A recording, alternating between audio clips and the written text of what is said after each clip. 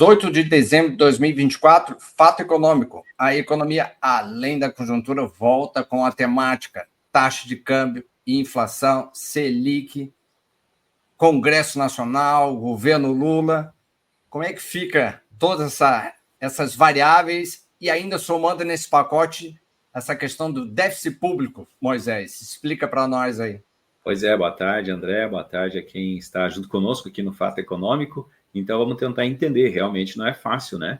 Ainda mais com os dados que nós temos hoje. Como é que ficou aí a Bolsa de Valores, como é que ficou o dólar hoje? Fechou em 6... Bolsa com queda de 3,15%, abaixo de 121 mil pontos, e o dólar, dependendo do jornal e da fonte, está por volta de R$ 6,27, e o Money Times dá R$ 6,29.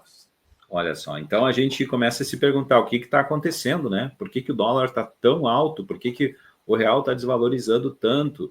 Se, por exemplo, o pacote de gastos do governo está lá no Congresso Nacional, né?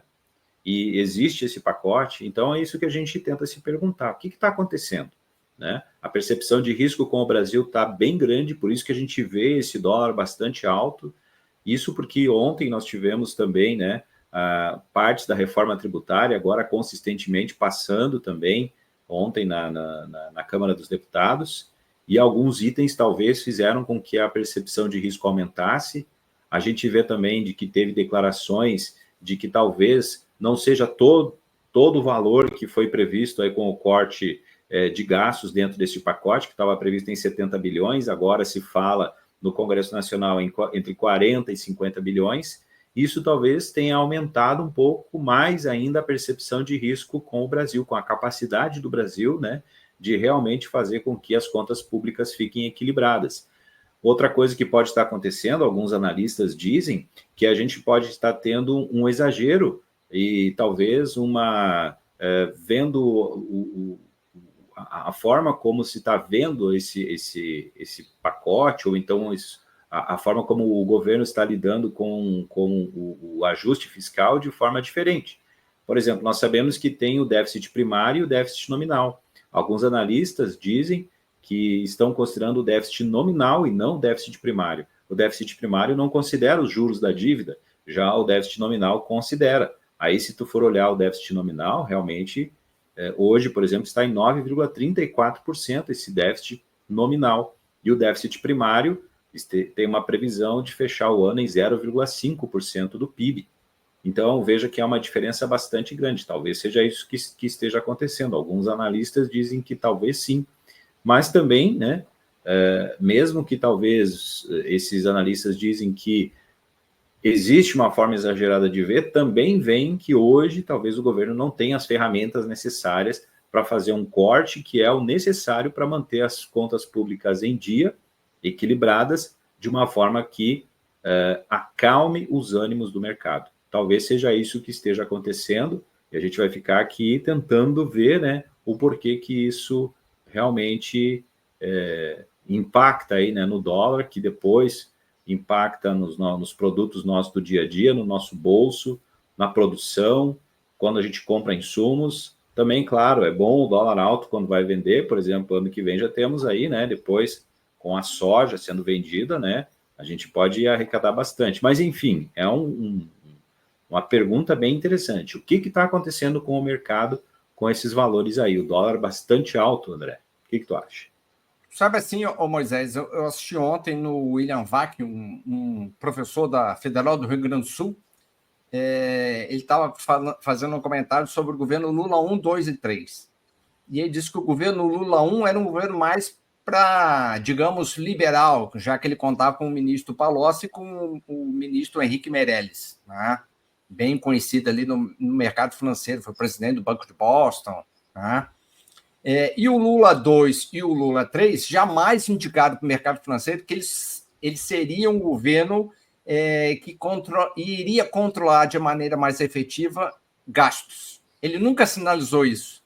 E aí esse professor chama a atenção assim, como é que o governo Lula 3 conseguiu enganar o mercado financeiro 2 anos, sabendo que ele nunca falou que seria um governo que iria controlar os seus gastos, né? Então, esse professor chama essa atenção, e é verdade, né?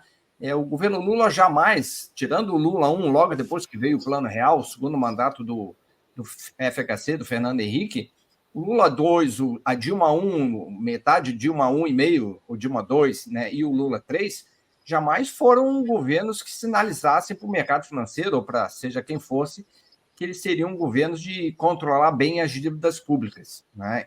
Sempre foi um governo de certos benefícios e de vantagens para a camada mais forte. Isso não tem nada a ver. Né? Eu acho que até é salutar. Mas tem que ser um governo que você tem que saber de onde você gasta e quanto que você pode gastar. Você tem que ter um certo controle sobre o dívida pública, porque sabe que esse dinheiro sai de algum lugar. Né? E isso tem impacto em outras variáveis econômicas. Né? Então, isso me chamou a atenção e é uma grande verdade. Né? Parece que o mercado financeiro não aprendeu com o passado. Né? Tanto é que agora a gente tem esse período bem turbulento nessas últimas 2 semanas. O problema é que o governo levou quase um mês ou um pouco mais de um mês sinalizando com esse tal pacote fiscal ou medidas econômicas, e quando veio uma coisa bem desidratada e ainda veio com mais abrindo mão de receita, com a questão do imposto de renda. Né? Isso sinalizou muito mal. Então, teve um gap de problema ali em como chegar e sinalizar isso para o mercado financeiro. Esse eu acho que foi o grande erro ali do Fernando Haddad na apresentação das medidas. Moisés. Bom, acho que é uma boa pergunta do professor, né? Talvez o mercado tenha entendido ou dado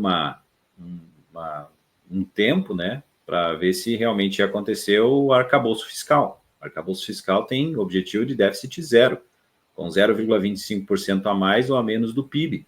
Então, talvez esse arcabouço fiscal deve ter feito com que o mercado ficasse esperando e aguardando para ver se isso ia acontecer. Mas como não aconteceu, então agora realmente a percepção de risco aumentou e a gente vê esses resultados aí. Acho que é isso aí, né, Moisés? Fato econômico aí, economia além da conjuntura, fica por aqui, nessa quarta-feira, dia 18/12, torcendo para que o Papai Noel traga bons ventos lá para Brasília e para todos os brasileiros. Tá? Fui!